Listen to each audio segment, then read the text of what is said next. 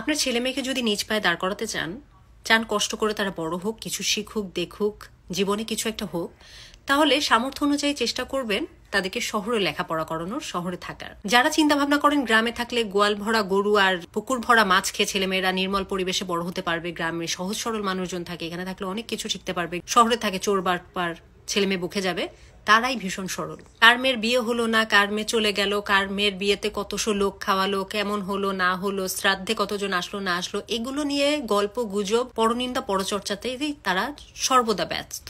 হ্যাঁ, গ্রামের মানুষের শিক্ষার দৌরাত্ম্য অনেকের অনেক বেশি দূর না হওয়ার কারণে কোথায় কি বলতে হবে সেটা হয়তো বলতে পারে না, কোথায় কি করতে হবে সেটা করতে পারে না। এগুলোকে যদি আপনারা সারল্যের তকমা দেন তাহলে তারা সরল। তাদের সরলতা দেখবেন যখন গ্রামের কোনো জায়গায় বিয়ে হবে, সামর্থ্য থাকুক বা না থাকুক, শত শত হাজার হাজার লোক নিয়ে না গেলে বরযাত্রী কমপ্লিট হবে না। একজনকে দাওয়াত দিলে 10 জন যাবে, 1 প্লেট খেতে পারলে 5 প্লেট খাবে। বিয়ে হোক বা শ্রাদ্ধ হোক, সেখানে মিষ্টি খাওয়ার কম্পিটিশন চলে, সেখানে মাংস খাওয়ার কম্পিটিশন চলে। এই ধরনের বিষয়াশয়গুলোকে যদি আপনারা সারল্যের তকমা দেন তাহলে তারা সরল। জমি জমার কথায় আসলে তো ভাই সরলতার নমুনা বিরাজমান। যে মানুষ একটা সাইনও করতে পারে না, সেও দেখবেন জমি জমা বিষয়ে কি পরিমাণ বুদ্ধি তাদের এক একজনের মাথায়। শুধু নিজেরটা না, অন্যদেরটাও ভোগ দখল করে কিভাবে খেতে হবে, কারটা জবরদখল করতে হবে, এই বিষয়ে গেলে দেখবেন যে লন্ডন থেকে পাশ করে আসা উকিলও তাদের সামনে কম পড়ে যাবে। এগুলো যদি আপনাদের কাছে সরলতা মনে হয় তাহলে তারা সরল।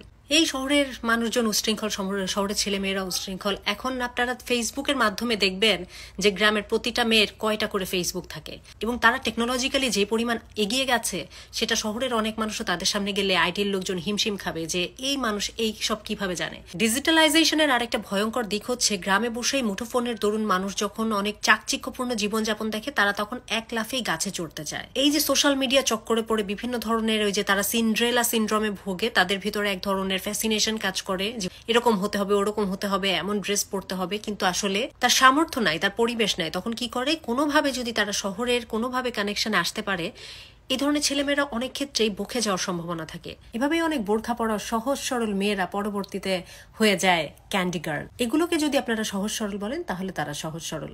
বেশিরভাগ মানুষই সারাদিন বিভিন্ন ধরনের ধর্মীয় কথাবার্তা বলবে, কিন্তু দেখা যাবে তারা সুদ খাবে, ঘুষ খাবে, অন্যের সম্পদকে জবরদখল করবে, বিভিন্ন ধরনের অনৈতিক কাজ করবে, অবৈধ কাজ করবে, এবং দিন শেষে তারা আয়নায় না তাকিয়ে অন্য মানুষকে জাজমেন্ট শুরু করবে। পরনিন্দা পরচর্চা এবং গীবত ছাড়া, আনপ্রোডাক্টিভ কথাবার্তা ছাড়া এদের কাছে আর কিছু পাবেন না। এদের এক একজনকে দেখলে মনে হবে আদিম যুগ এখনো যায় নাই, সেই রাজা বাদশার যুগ এখনো আছে। দাসী থেকে শুরু করে মহারানী পর্যন্ত সবাই বিভিন্ন ধরনের পলিটিক্সে লিপ্ত থাকতো।